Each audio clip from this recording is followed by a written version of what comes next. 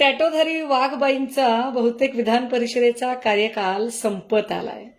कदाचित म्हणूनच वाघबाई अतिशय जास्त मी किती आक्रमक आहे किंवा मी किती भाजपप्रती लॉयल आहे हे दाखवण्याचा प्रयत्न करत आहेत.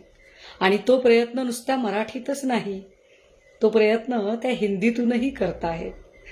खरं तर महाराष्ट्रातल्या लोकांना मराठी कळत असताना टॅटोधारी वाघबाई हिंदीत कुणाला सांगण्याचा प्रयत्न करत असतील बरं? कदाचित आपण सतत देवाभाऊ देवाभाऊ केल्यावर आपली राज्यसभेला वर्णी लागेल असं दिवास्वप्न तर त्यांना पडत नाहीये ना. टॅटोधारी वाघबाई, स्वतःचा बौद्धिक वकूफ तपासा.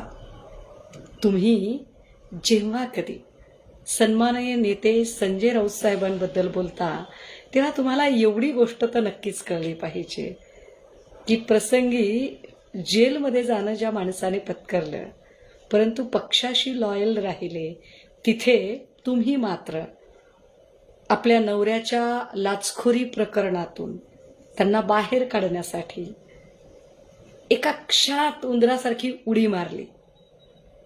तुमच्या बोलण्याला आम्ही महत्त्व देत नाही, त्याचं कारण हेच आहे.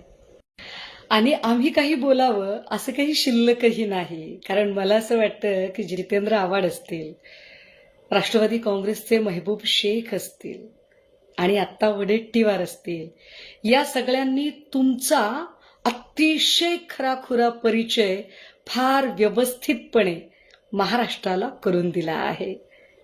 आता हा टॅटोधारी हा नवा परिचय मी एकदा करून दिला, इतकंच काय ते.